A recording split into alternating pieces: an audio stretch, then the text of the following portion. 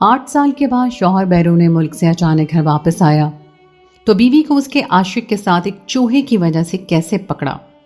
دیکھیے پھر بیوی کے ساتھ شوہر نے کیا کیا۔ میری خوشی کی کوئی انتہا نہیں تھی۔ میں ایک لمبے عرصے کے بعد اپنے گھر واپس جا رہا تھا۔ یہ 8 سال جو میں نے پردیس میں گزارے تھے، میں ہی جانتا تھا کہ میں نے کتنی مشکل سے گزارے تھے۔ اپنی بیوی اور بچوں کے بغیر 8 سال گزارنا میری زندگی کا سب سے مشکل تجربہ تھا۔ میں نے پہلے سوچا کہ اپنی بیوی کو کال کر کے اس بارے میں بتا دوں، لیکن پھر دوسرے ہی لمحے خیال آیا کہ اس بار اپنی بیوی کو سرپرائز دوں گا۔ نہیں، صرف اپنا ایک دوست کو بتا رکھا تھا۔ وہ میرا جگری دوست تھا، اس نے ہر موقع پر ہی ہمیشہ میرا ساتھ دیا تھا۔ جب میں نے اسے اپنی آمد کا بتایا تو میری بات سن کر وہ چند لمحوں کے لیے پریشان ہو گیا اور بے چینی سے مجھے کہنے لگا کہ تم آج رات اپنے گھر واپس نہ آؤ، بلکہ آج رات تم میرے پاس ہی رک جاؤ۔ پہلے تو میں حیران ہوا، پھر میں نے کہا کہ تمہارے پاس پھر کسی دن آ جاؤں گا، آج میں بس کسی طرح سے اپنی بیوی سے ملنا چاہتا ہوں۔ دیکھ یار، میں تیری بے چینی اچھے طریقے سے سمجھتا ہوں اور میں یہ بھی جانتا ہوں کہ تو نے ایک لمبے عرصے تک اس سے دوری رکھی ہے، لیکن تیرے لیے بہتر یہی ہے کہ تو آج رات میرے گھر میں رک جا۔ کافی دیر تک ہم دونوں بحث کرتے رہے اور میں اس کی بات ماننے کے لیے راضی نہیں ہو سکا تھا۔ جب اس نے میری دیکھا تو مجھے کہنے لگا ٹھیک ہے، لیکن اگر کچھ ایسا ویسا ہوا تو اس کا ذمہ دار مجھے نہ ٹھہرانا۔ میں نے اسے پریشانی سے پوچھا کہ تو کس طرح کی باتیں کر رہا ہے، مجھے ڈر لگ رہا ہے۔ ارے ڈرنے کی ضرورت نہیں ہے، میں بس تجھے مضبوط رہنے کا کہہ رہا ہوں۔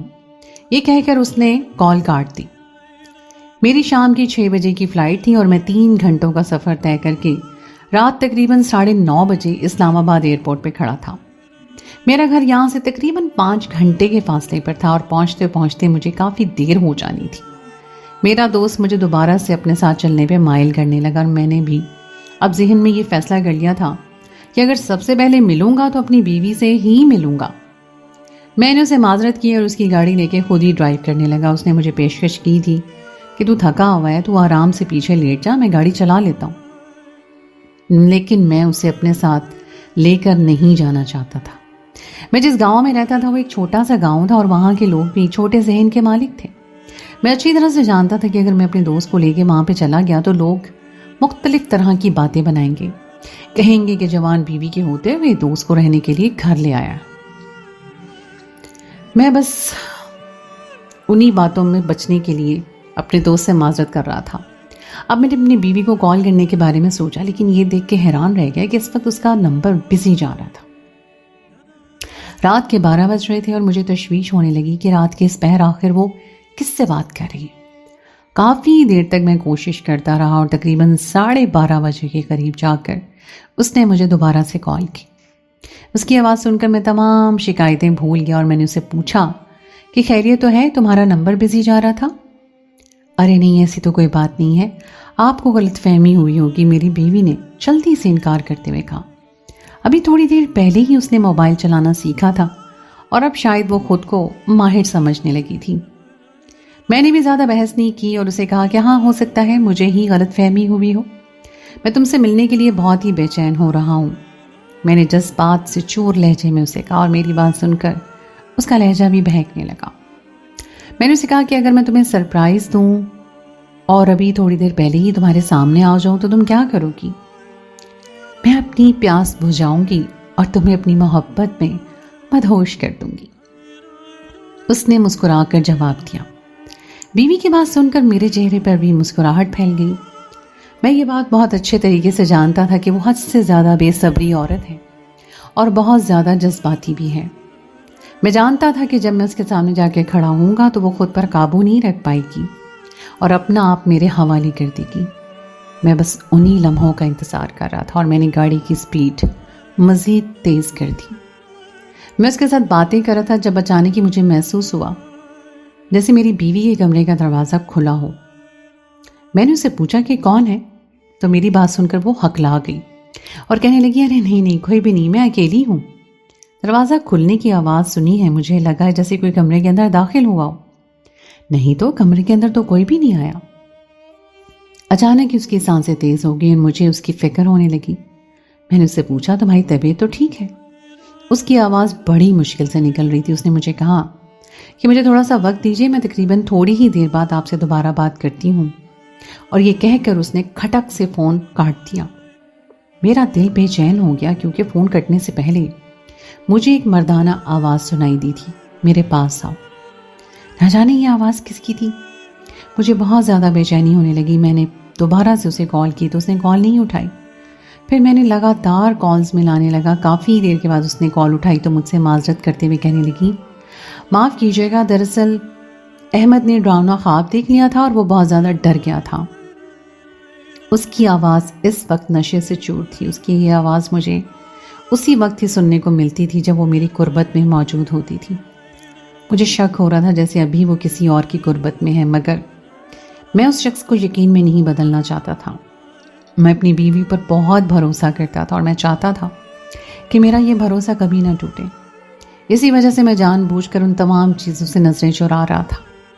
میں نے اسے کہا کہ تم فکر مت کرو، بس تھوڑی دیر کے بعد میں تمہارے پاس پہنچ جاؤں گا۔ میری بات سن کر وہ ہنسنے لگی کہ نہیں، خدا کا واسطہ ہے، میرے ساتھ مذاق نہ کریں۔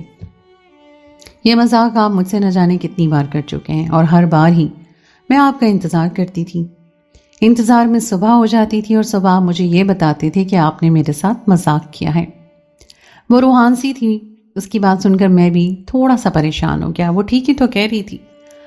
ہر بار ہی میں اسے جھوٹے دلاسے اور تسلیاں دیتا تھا اور نہ جانے کیوں مجھے خوشی محسوس ہو رہی تھی جب مجھے یہ پتہ چلتا تھا کہ وہ میرا انتظار کر رہی تھی اور میری قربت پانے کے لیے بے چین ہو رہی ہے۔ بس اسی خوشی کو محسوس کرنے کے چکروں میں میں نہ جانے کتنی بار اپنی بیوی کا دل دکھا چکا تھا۔ اس بار تم بے فکر ہو جاؤ، اس بار یہ کسی بھی قسم کا مذاق نہیں ہے، بلکہ میں سچ کہہ رہا ہوں۔ میں گاؤں سے تقریباً 2 گھنٹے کے فاصلے پر ہوں اور 2 گھنٹوں کے بعد میں تمہارے پاس پہنچ جاؤں گا۔ اسی وقت مجھے دوبارہ سے مردانہ آواز سنائی دی۔ میں نے اسے کہا کہ اب کال کاٹنے کی ضرورت نہیں ہے، میرے ساتھ باتیں کرتی رہو۔ اس کے منہ سے عجیب و غریب آوازیں نکل رہی تھیں اور وہ بہت زیادہ بے چین محسوس ہو رہی تھی۔ اس کی یہ بے چینی دیکھ کر مجھے بھی بے چینی ہونے لگی اور مجھ سے مزید بے چینی برداشت نہیں ہوئی اور میں نے کال کاٹ دی۔ میں اب کسی طرح سے اپنے گھر پہنچنا چاہتا تھا۔ میں نے گاڑی کی سپیڈ تیز کر دی۔ تقریباً 2 گھنٹوں کے بعد میں اپنے گھر کے دروازے پہ کھڑا تھا۔ دراصل میرا گھر بہت ہی چھوٹا تھا اور کچا بھی تھا اور میرا گھر 2 کمروں پر مشتمل تھا۔ صحن کھلا تھا، اس کی 4 دیواری بھی نہیں تھی۔ 8 سال باہر گزارنے کے باوجود بھی میں اپنے گھر کو تعمیر نہیں کر پایا تھا اور اس کی سب سے بڑی وجہ یہ تھی کہ میرا باپ مرنے سے پہلے مجھ پر بہت زیادہ قرض چڑھا گیا تھا جسے اتارنے میں ہی مجھے 8 سال لگ گئے۔ اب مجھ پر کسی بھی قسم کا قرضہ نہیں تھا اور میں اپنے ساتھ اچھے خاصے پیسے بھی لایا تھا۔ میرا ارادہ سب سے پہلے اپنے گھر کو تعمیر کرنا تھا اور پھر اس کے بعد اپنے بچوں کو اچھا کھلانا اور اچھا پہنانا تھا۔ میں جلدی سے صحن میں داخل ہو گیا۔ دونوں کمروں کے دروازے بند تھے۔ جب ایک کمرے میں گیا تو اندر میرے بچے سو رہے تھے اور بچوں کو دیکھ کے میرے چہرے پہ مسکراہٹ پھیل گئی۔ یہ دونوں 2 سال کے تھے اور جب میں یہاں سے گیا تھا اور یہ دونوں اچھے خاصے بڑے ہو گئے تھے۔ میں اپنے بیٹے سے بہت محبت کرتا تھا کیونکہ میں جانتا تھا کہ بڑا ہو کر یہ میرا بازو بنے گا۔ اسی وجہ سے میں باہر سے جب بھی چیز بھیجتا تھا تو اپنے بیٹے کے لیے ہی بھیجتا تھا۔ میں نے اپنے بیٹے کے کان میں سرگوشی کی اور اس سے پوچھا کہ امی کہاں پر ہیں؟ انکل کے ساتھ، یہ کہہ کر وہ دوبارہ سے سو گیا، جبکہ اس کی بات سن کے مجھے لگا کہ میرے قدموں کے نیچے سے زمین نکل گئی ہو۔ میں نے اسے جھنجھوڑ کر اٹھایا اور اس سے پوچھا کہ ابھی تھوڑی دیر پہلے تم نے کیا کہا؟ تمہاری امی کہاں پر ہیں؟ پہلے تو وہ حیرت سے میرے چہرے کی طرف دیکھتا رہا، پھر اس نے جوش سے مجھے گلے لگا لیا اور اونچی اونچی آواز میں چلانے لگا، اماں اماں، ابا آ گئے، ابا آ گئے۔ میری بیٹی بھی اٹھ بیٹھی اور وہ بھی پرجوش سے انداز میں مجھ سے ملنے لگی۔ میں نے ان دونوں کو وہیں پہ چھوڑا، تیزی سے بھاگتا ہوا دوسرے کمرے کے دروازے کے سامنے جا کر کھڑا ہو گیا۔ اندر سے مجھے اپنی بیوی کی چیخوں کی آوازیں سنائی دے رہی تھیں اور یوں لگ رہا تھا جیسے کسی نے اس پہ قابو کیا اور وہ مکمل طور پر اس پر حاوی ہو گیا ہو۔ میں زور زور سے دروازہ بجانے لگا اور تھوڑی دیر کے بعد چیخوں کی آواز آنا بند ہو گئی۔ اب چاروں طرف گہری خاموشی پھیلی ہوئی تھی۔ میں نے زور سے دروازہ بجایا اور نور کو کہا کہ دروازہ کھولو۔ تھوڑی دیر کے بعد نور نے دروازہ کھول دیا اور اس کے چہرے پہ مسکراہٹ پھیلی ہوئی تھی۔ میں نے اس کی مسکراہٹ کو مکمل طور پر نظر انداز کیا اور تیزی سے کمرے کے اندر داخل ہو گیا۔ میں بے چینی سے پورے کمرے میں نظر دوڑانے لگا مگر اس چھوٹے سے کمرے میں کسی بھی وجود کا نام نہیں تھا۔ وہ پریشان ہو گئی، میرے کندھے پہ ہاتھ رکھتے ہوئے کہنے لگی کیا ہو گیا ہے آپ کو؟ کیا ڈھونڈ رہے ہیں؟ کیا کوئی مسئلہ ہوا ہے؟ میں نے غور سے اس کے چہرے کو دیکھا، ٹٹولنے کی کوشش کی، لیکن اس کے چہرے پر فکر مندی کے علاوہ کچھ بھی نہیں تھا۔ یا تو واقعی میں وہ معصوم تھی اور یا پھر اس نے جھوٹ بولنا سیکھ لیا تھا۔ میں نے اسے کہا کچھ بھی نہیں اور اپنا سر مسلنے لگا۔ وہ میرے پاس آئی، میرے گلے میں بازو ڈالتے ہوئے کہنے لگی لگتا ہے کہ آپ بہت زیادہ تھک گئے ہیں، چلے میں آپ کی تھکان اتارتی ہوں۔ میں نے اس کی آنکھوں میں دیکھا تو اس کی آنکھوں میں نشہ اترا ہوا تھا اور یوں لگ رہا تھا جیسے تھوڑی ہی دیر بعد وہ خود کو میرے حوالے کر دے گی، اور اگر میں نے اس کے وجود کو قبول نہ کیا تو وہ جان بوجھ کر خود کو مجھ پر مسلط کر دے گی۔ میں بھی کافی عرصے سے تھکا ہوا تھا، اس سے ملنے کے لیے بے چین تھا۔ اس کے جسم سے آتی کوئی خوشبو کو میں ایک لمحے عرصے سے یاد کر رہا تھا۔ اس سے پہلے کہ میں ساری حدیں کراس کرتا، میرا بیٹا تیزی سے کمرے میں آیا اور میرا ہاتھ پکڑتے ہوئے کہنے لگا ابا مجھے بتاؤ نا میرے لیے کیا لائے ہو؟ بیٹے کی بات سن کر میرے چہرے پہ مسکراہٹ پھیل گئی۔ میں نے اس کے چہرے پر پیار کیا اور اسے کہا کہ میں تمہارے لیے ہر وہ چیز لایا ہوں جس کے لیے تم نے مجھے کہا تھا، بس صبح ہونے کا انتظار کرو، صبح میں تمہیں تمہاری ساری چیزیں دکھا دوں گا۔ فی الحال میں نے آپ کی ماما کو کچھ دکھانا ہے۔ اپنے بیٹے کو یہ کہہ کے میں دوبارہ سے اپنی بیوی کی طرف متوجہ ہو گیا۔ میں نے اسے کمرے سے باہر نکال دیا اور کمرے کی کنڈی لگا لی، اور میں نے ایک نظر اپنی بیوی کو دیکھا جو بہکی بہکی نظروں سے میری طرف دیکھ رہی تھی۔ میں تیزی سے اس کے پاس گیا، ایک ہاتھ اس کی کمر میں ڈالا اور اسے جھٹکے سے اپنے قریب کیا۔ اب ہم دونوں کے درمیان چند انچ کا فاصلہ تھا۔ آپ کو پتہ ہے کہ میں نے ان لمحوں کا کتنا انتظار کیا ہے؟ میری بیوی نے میرے سینے پہ سر رکھتے ہوئے کہا۔ میں اس کے سر پر بوسہ دے رہا تھا اور اسے کہا میں اچھی طرح سے جانتا ہوں اور میں یہ بھی جانتا ہوں کہ تم نے اتنا عرصہ اپنے آپ کو میرے لیے بچا کر رکھا ہے۔ اچانک ہی وہ نرم پڑ گئی، لگ رہا تھا جیسے اسے مجھ سے اس طرح کی بات کی امید نہ ہو۔ اس نے پیچھے ہونے کی کوشش کی لیکن میں نے اسے دوبارہ سے اپنی طرف کھینچا۔ آپ مجھے تھوڑا سا وقت دیجیے، میں فریش ہو کر آتی ہوں، پھر میں آپ کی تمام خواہشات کو پورا کرتی ہوں اور آپ کی آگ ختم کرتی ہوں۔ یہ کہہ کر وہ تیزی سے کمرے سے باہر نکل گئی، جبکہ میں بستر پر ہی بیٹھ گیا۔ میرا سر اس وقت بہت بری طرح سے چکرا رہا تھا۔ میں شش و پنج میں مبتلا تھا کہ میری بیوی میرے ساتھ واقعی دھوکہ کر رہی تھی یا پھر مجھے کسی قسم کی کوئی غلط فہمی ہوئی ہے۔ کافی دیر میں اس بارے میں سوچتا رہا۔ جو کچھ میرے ذہن میں آ رہا تھا میں اس کا یقین نہیں کرنا چاہتا تھا۔ تھوڑی دیر بعد اپنی بیوی کے کمرے سے آنے والی چیخوں کا سن کر میرا دماغ غصے سے چکرانے لگا۔ اس سب پر یقین کرنا میرے لیے بہت مشکل ہو گیا تھا، کیونکہ میں اپنی بیوی سے بہت محبت کرتا تھا، اور انسان جس شخص سے محبت کرتا ہو وہ اس شخص سے بے وفائی کی امید نہیں کر سکتا۔ مگر بعد میں جب میری بیوی کمرے سے باہر نکلی تب اس کے ساتھ کوئی بھی نہیں تھا، یہاں تک کہ پورے کمرے میں کسی کا بھی نام و نشان تک نہیں تھا۔ کوئی ثبوت کچھ بھی مجھے نہیں ملا جس کی بنا پر میں اپنی بیوی سے تفتیش کرتا یا اپنی بیوی پر الزام لگا کر اسے سزا دے سکتا۔ مجھے وہاں پر لیٹے ہوئے 15 منٹ گزر گئے تھے، لیکن ابھی تک میری بیوی واپس نہیں آئی تھی۔ بے چینی سے میرا برا حال ہو گیا تھا، اور دراصل واش روم گھر کے پچھلے حصے کی طرف تھا، اور میں اکثر ہی اپنی بیوی کو رات کے وقت اکیلے پیچھے جانے سے منع کرتا تھا۔ دل میں نہ جانے کیا آیا، میں تیزی سے کمرے سے باہر نکلا اور اپنی بیوی کے پیچھے چلا گیا۔ سوچا کہ واش روم میں جا کر اپنی خواہش پوری کروں گا۔ جا کر واش روم کا دروازہ بجایا تو اندر سے ابھی بھی بیوی کی چیخوں کی آواز سنائی دے رہی تھی۔ وہ تڑپ رہی تھی اور گہرے گہرے سانس لے رہی تھی۔ میں زور زور سے دروازہ بجانے لگا اور تھوڑی دیر بعد اس نے دروازہ کھولا۔ اس کی سانس بہت بری طرح پھولی ہوئی تھی۔ وہ چکراتی ہوئی واش روم سے باہر نکلی۔ اس کی حالت دیکھ کے میں پریشان ہو گیا۔ میں نے اسے پوچھا کیا ہو گیا ہے، تمہاری طبیعت تو ٹھیک ہے؟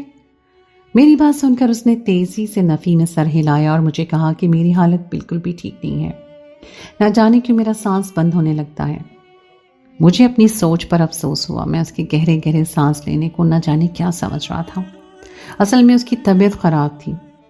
میں نے اسے اپنے بازوؤں میں اٹھایا اور احتیاط سے اسے بستر پر رکھا اور کمرے میں واپس آ گیا۔ پھر اس کے قریب بیٹھ گیا۔ میں اس کے بالوں میں انگلیاں پھیرنے لگا۔ وہ مجھ سے معذرت کرنے لگی اور مجھے کہنے لگی معاف کر دیجیے گا، میں آپ کی خواہش پوری نہیں کر پاؤں گی۔ میں نے اسے کہا کہ کوئی بات نہیں، اب ویسے بھی میں ساری زندگی یہیں پہ ہی رہوں گا، تم میری دسترس میں ہو، کسی بھی وقت میں تمہیں اپنے قابو میں کر لوں گا، فی الحال تم اپنا خیال رکھو۔ اس کے جسم میں صاف تبدیلی محسوس کر رہا تھا، جبکہ میں 8 سال تک اس سے دور بھی رہا تھا۔ میرا خیال تھا کہ اسے پہلے جیسا ہونا چاہیے تھا، لیکن اس کے جسم کے بدلے ہوئے خد و خال کو دیکھ کر مجھے دوبارہ سے شک ہونے لگا۔ تھوڑی دیر بعد وہ گہری نیند سو گئی، جبکہ میں کمرے میں چہل قدمی کرنے لگا۔ اچانک ہی میری نظر کمرے کے کونے میں موجود ایک چیز پر پڑی۔ اسے دیکھ کے مجھے لگا کہ میرے قدموں کے نیچے سے زمین نکل گئی ہو۔ میں سوچ بھی نہیں سکتا تھا کہ میری بیوی یہ سب کچھ کر سکتی ہے۔ میں تیزی سے وہاں گیا اور وہ چیز اٹھا لی جس کی میں توقع کر رہا تھا، وہی سب کچھ ہوا تھا۔ پھر میں بھاگتا ہوا اپنی بیوی کے پاس گیا اور اس کے پہلو میں پڑا ہوا موبائل اٹھا لیا۔ دراصل میں نے اسے ٹچ اس لیے لے کر دیا تھا تاکہ مجھ سے رابطہ کر سکے اور ویڈیو کال پر میری اس سے بات چیت ہو سکے۔ میں نے جلدی سے وہ موبائل اٹھایا، لیکن یہ دیکھ کے میں مایوس ہو گیا کہ اس موبائل میں لاک لگا ہوا تھا۔ میں نے اپنی بیوی کو زور زور سے ہلایا اور اسے کہا کہ موبائل کا لاک کھولو۔ پہلے تو وہ میری بات سن کے حیران ہوگی، اس کے چہرے پہ پریشانی کے تاثرات نمودار ہو گئے۔ وہ تیزی سے نفی میں سر ہلا کر کہنے لگی کہ میں موبائل کا لاک نہیں کھول سکتی۔ مجھے غصہ آ گیا کیونکہ مجھے اس سے انکار کی بالکل بھی امید نہیں تھی۔ میں نے اسے کہا کہ آخر اس موبائل میں ایسا کیا ہے جو تم لاک نہیں کھول سکتی؟ ابھی اور اسی وقت لاک کھولو، ورنہ مجھ سے برا کوئی بھی نہیں ہوگا۔ میں نے اسے دھمکی دی کہ اگر تم نے موبائل کا لاک نہیں کھولا تو میں تمہیں طلاق دے دوں گا۔ وہ پھوٹ پھوٹ کر رونے لگی اور مجھے کہنے لگی، کیا آپ میرے ساتھ ایسا کیسے کر سکتے ہیں؟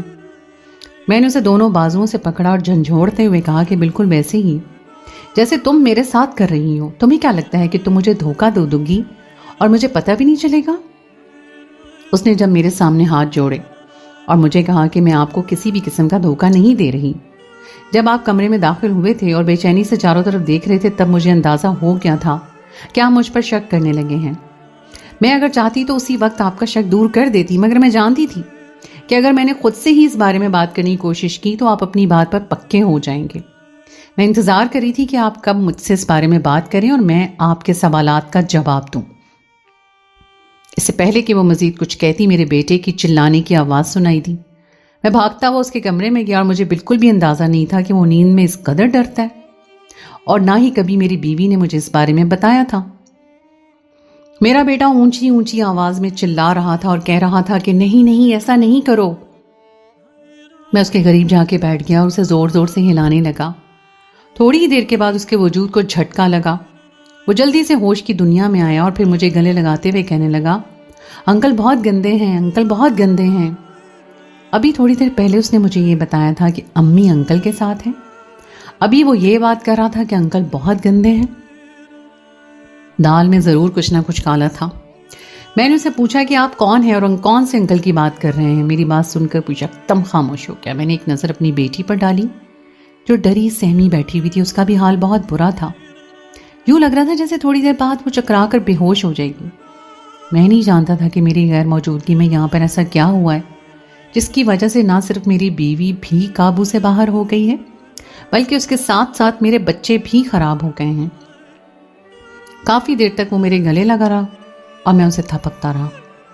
جب مجھے احساس ہوا کہ وہ دوبارہ سو گیا ہے تو میں نے اسے احتیاط سے چارپائی پہ رکھ دیا اور دوبارہ اپنے کمرے میں چلا گیا۔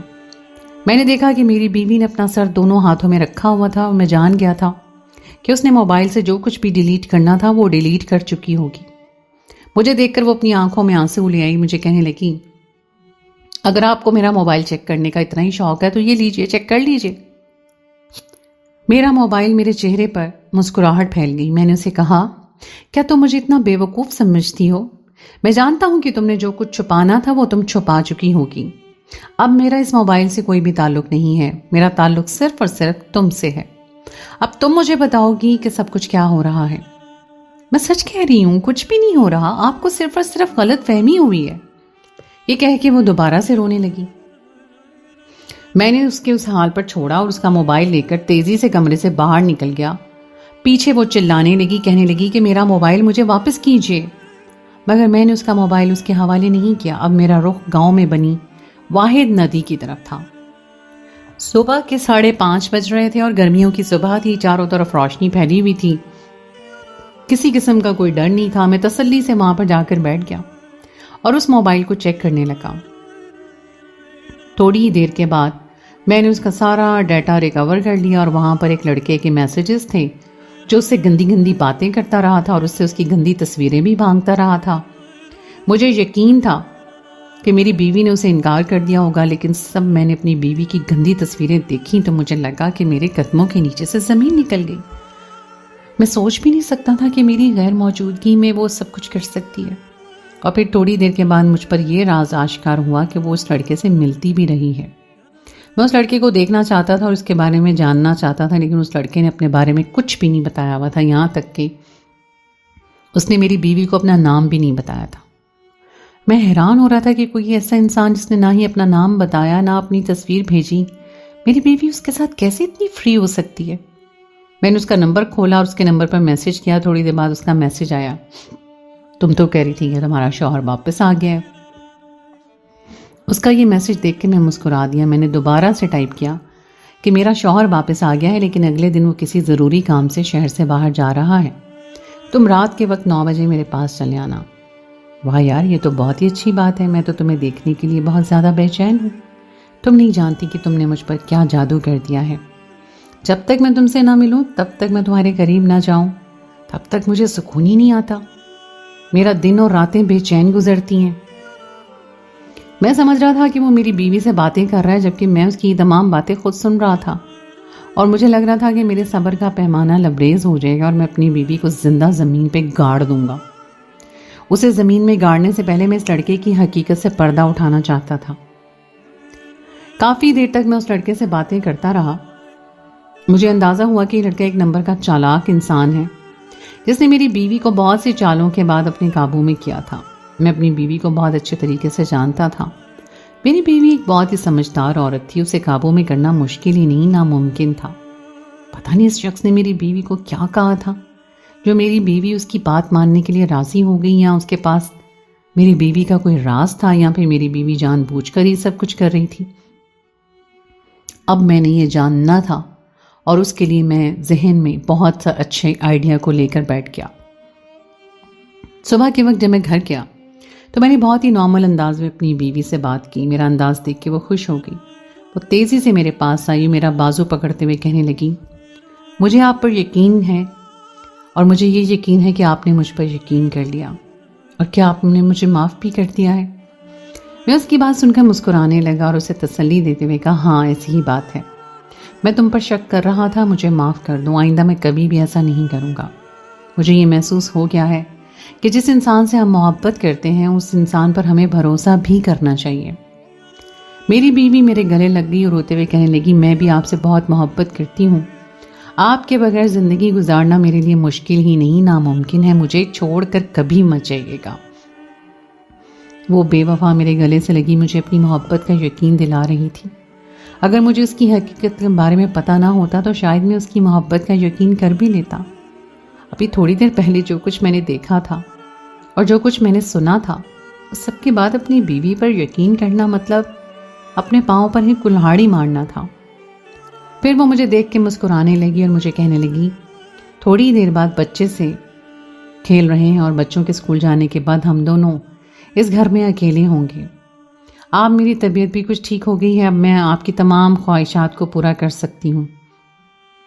یہ کہہ کر اس نے گردن جھکا لی اور شرمانے لگی۔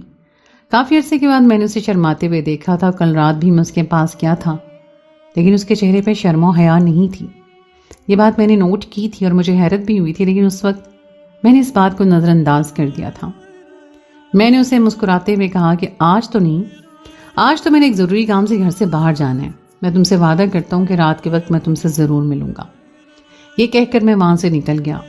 اب میں اپنی بیوی کی طرف دیکھنے لگا اور نہ ہی میرا اس کی طرف دل کر رہا تھا اسے ہاتھ لگاؤں، تو بہت دور کی بات ہے۔ اس کے چہرے کے بگڑتے ہوئے تاثرات کو میں نے بہت اچھی طریقے سے نوٹ کیا۔ جب میں گھر سے باہر نکل رہا تھا تو وہ تیزی سے میرے پاس آئی اور میرا بازو پکڑتے ہوئے کہنے لگی، آپ ایسا کیسے کر سکتے ہیں؟ آپ مجھے بے چین کر کے گھر سے باہر کیسے جا سکتے ہیں؟ آپ کو اندازہ بھی ہے کہ میں نے یہ عرصہ کتنا مشکل سے گزارا ہے، ایک ایک لمحہ آپ کے لیے ترسی ہوں میں۔ دل میں تو آیا کہ ابھی اس کا پول اس کے سامنے کھول کے رکھ دوں، لیکن میں چاہ رہا تھا کہ اسے ڈرامہ لگانے کی اجازت دی جائے۔ میں دیکھنا چاہتا تھا کہ آخر یہ کس حد تک جھوٹ بول سکتی ہے اور کس حد تک مجھے بے وقوف بنا سکتی ہے۔ میں نے اسے کہا کہ اس سب چیزوں کے بارے میں بہت اچھے طریقے سے جانتا ہوں، لیکن تم بھی میری مجبوری سمجھنے کی کوشش کرو۔ ابھی میں اس پوزیشن میں نہیں ہوں کہ میں تمہاری کسی بھی طرح کی خواہش کو پورا کر سکوں۔ ابھی میں نے بہت سارے ضروری کام نپٹانے ہیں۔ جب تک ضروری کام نہیں نپٹا لیتا تب تک میں تمہاری خوشی تمہیں نہیں دے سکتا۔ ایک بار مجھے واپس آنے دو، پھر اس کے بعد تم جو کہو گی ویسا ہی ہوگا۔ اس کی آنکھوں میں تیزی سے آنسو بہنے لگے۔ اس کی آنسوں سے بہتے کو دیکھ کر ایک لمحے کے لیے تو میرا دل دکھا تھا، لیکن دوسرے لمحے مجھے اس کی اصلیت یاد آ گئی۔ میں اس کی طرف دیکھے بغیر ہی گھر سے باہر نکل گیا۔ ابھی میرا رخ اپنے دوست کے گھر کی طرف تھا جو اسی گاؤں میں رہتا تھا، اور میں اپنے دوست کو نمبر دینا چاہتا تھا کیونکہ وہ پولیس میں تھا۔ مجھے یقین تھا وہ ایک دن کے اندر اندر ہی اس نمبر کی ساری انفارمیشن مجھے نکال کے دے دے گا۔ جب میں نے اسے وہ نمبر دکھایا تو وہ نمبر دیکھ کر یکدم چپ ہو گیا۔ میں نے اسے کہا، یار تمہیں کیا ہو گیا؟ میں بس تمہیں صرف اور صرف اس نمبر کی ڈیٹیل نکالنے کا کہہ رہا ہوں، اس میں اتنا پریشان ہونے والی کون سی بات ہے؟ اس نے مجھے کہا کہ پہلے مجھے یہ بتاؤ کہ مسئلہ کیا ہے۔ مسئلے کے بارے میں تمہیں کل ہی بتاؤں گا، فی الحال تو مجھے اس کی ڈیٹیل نکال کر دو اور مجھے بتاؤ کہ یہ کس کا نمبر ہے۔ میری بات سن کر وہ گہری سوچ میں مبتلا ہو گیا۔ میں اندازہ ہی نہیں لگا پا رہا تھا کہ فی الحال اس کے ذہن میں کیا چل رہا ہے۔ زندگی میں پہلی بار مجھے اس کے تاثرات پڑھتے ہوئے مشکل ہو رہی تھی۔ کافی دیر تک وہ سوچتا رہا، پھر مجھے کہنے لگا کہ ایک رات کا وقت چاہیے، ایک رات کے بعد میں تمہیں اس کی ڈیٹیل نکال کر دے دوں گا۔ چھوڑو تم رہنے دو، اس کا کوئی بھی فائدہ نہیں، کیونکہ رات کے بعد تو مجھے بھی سب کچھ پتہ چل ہی جائے گا۔ یہ کہہ کر میں اس کے قریب ہی بیٹھ گیا اور اپنا سر جھکا لیا۔ اس نے میرے کندھے پہ ہاتھ رکھا اور مجھے تسلی دیتے ہوئے کہنے لگا، انسان کی زندگی میں بعض اوقات ایسے حالات آ جاتے ہیں جس کی انسان نے کبھی بھی توقع نہیں کی ہوتی۔ ان حالات کا ڈٹ کر مقابلہ کرنا ہی انسانوں کو تمام لوگوں سے برتر کرتا ہے۔ میں نے اس کی بات کو نظر انداز کیا اور اسے کہا کہ اگر تمہاری بیوی کبھی تمہارے ساتھ دھوکہ کرے تو تم کیا کرو گے؟ وہ مسکرانے لگا اور کہنے لگا، میری بیوی کبھی بھی میرے ساتھ دھوکہ نہیں کر سکتی۔ اس کی یہ بات سن کر میرے چہرے پہ بھی مسکراہٹ پھیل گئی، کیونکہ ایک وقت ایسا تھا جب میں بھی یہی سوچتا تھا کہ میری بیوی میرے ساتھ کبھی بھی دھوکہ نہیں کر سکتی، مگر ابھی میرے یہ خیالات تبدیل ہو گئے تھے۔ میں نے اسے کہا کہ لڑکیوں پر اتنا زیادہ یقین کرنا ٹھیک نہیں ہے، بہتر یہی ہے کہ اپنی بیوی پر نظر رکھو، کہیں ایسا نہ ہو کہ وہ بھی تمہارے ہاتھ سے نکل جائے۔ یہ کہہ کر میں اس کے پاس سے اٹھ گیا۔ کیا تمہاری بیوی نے تمہارے ساتھ دھوکہ کیا ہے؟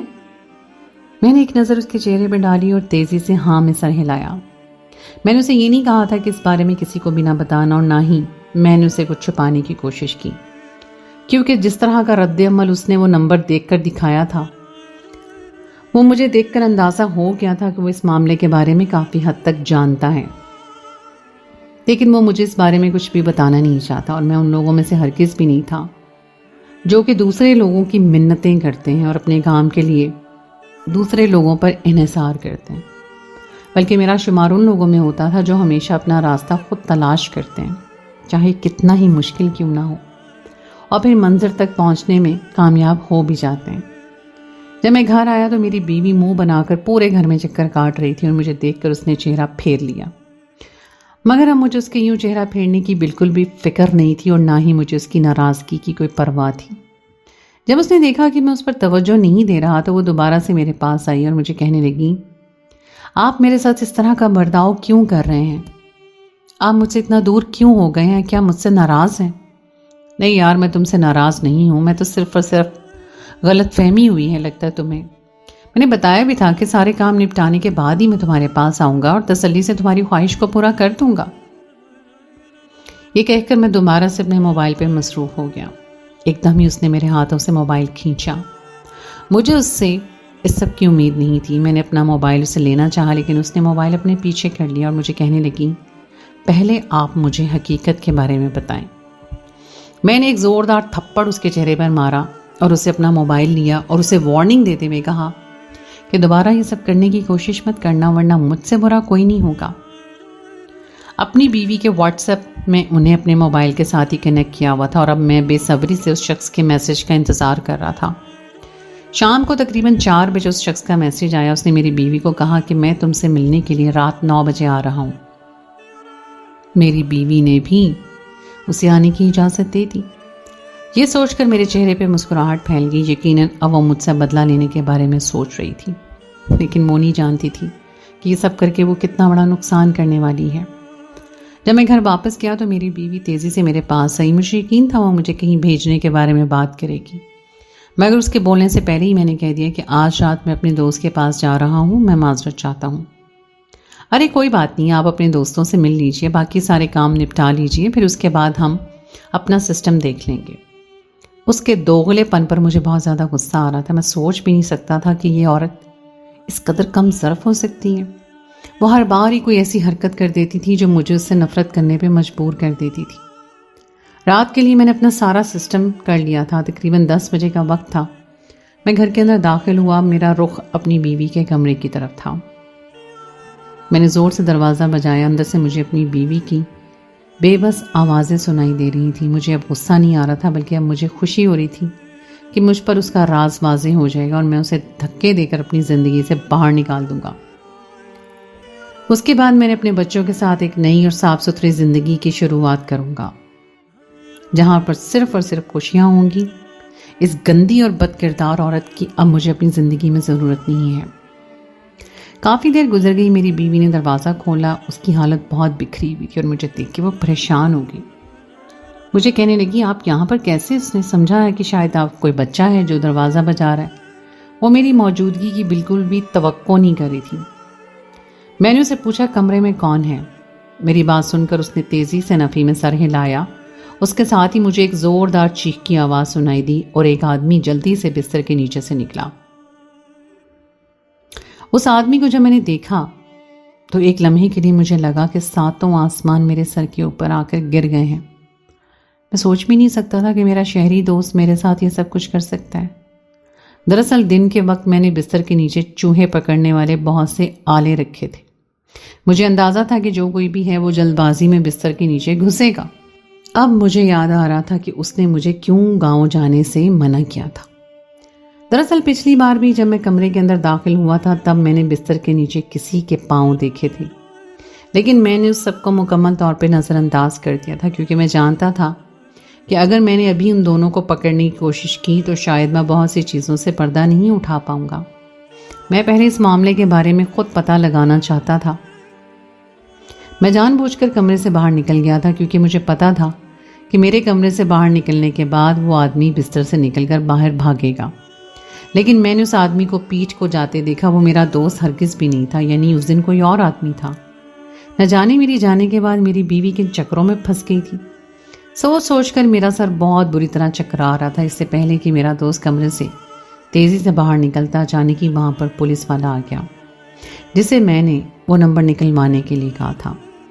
پولیس والا میرے قریب آ کر کھڑا ہو گیا اور مجھے کہنے لگا پیارے بھائی، میں نے تمہارے لیے اس نمبر کی ساری ڈیٹیل نکلوا دی ہے اور وہ نمبر کسی اور کا نہیں بلکہ اس مجرم کا ہے جسے ہم کافی لمبے عرصے سے ڈھونڈ رہے ہیں. دوبارہ بہت بہت شکریہ جو تم نے ہماری مدد کر دی. میں نے اس کی بات سن کر حیرانگی سے اس کی طرف دیکھا.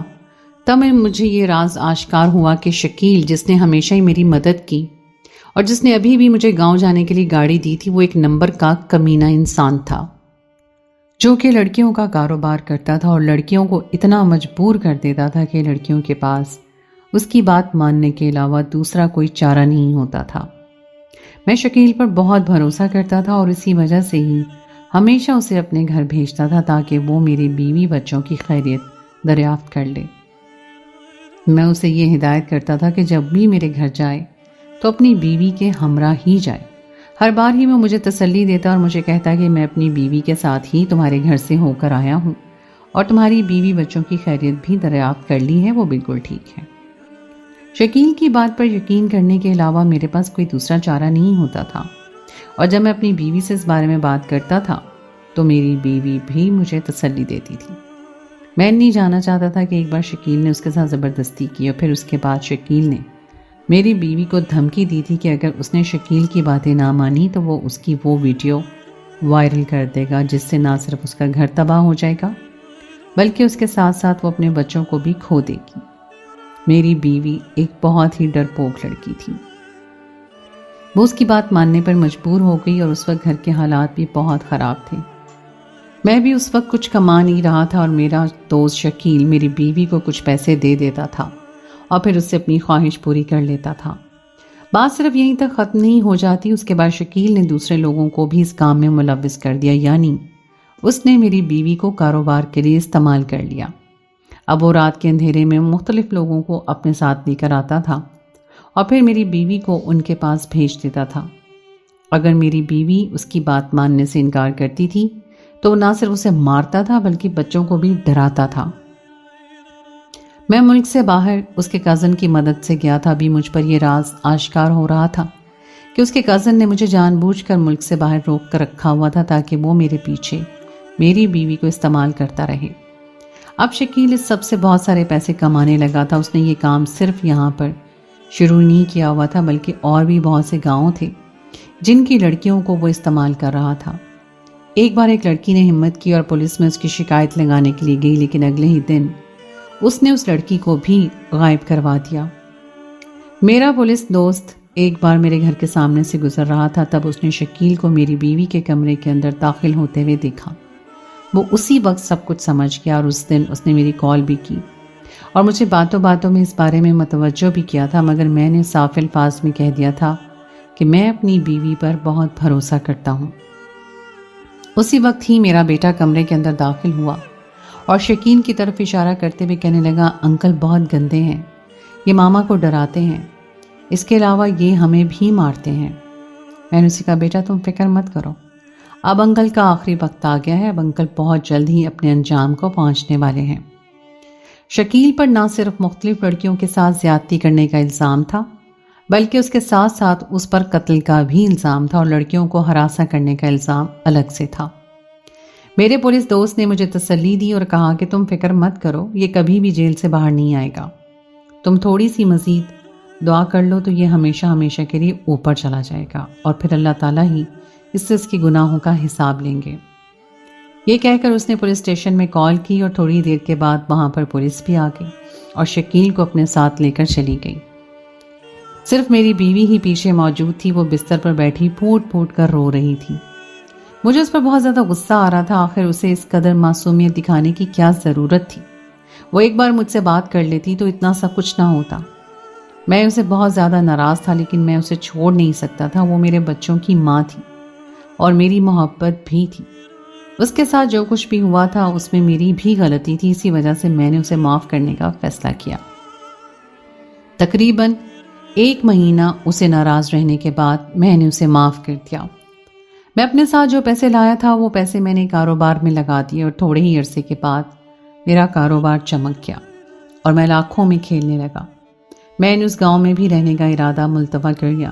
وہ گھر ٹھیک کرنے کے بجائے میں نے وہ گھر تھوڑے ہی پیسوں میں بیچ دیا اور شہر میں ایک اچھا گھر لے لیا۔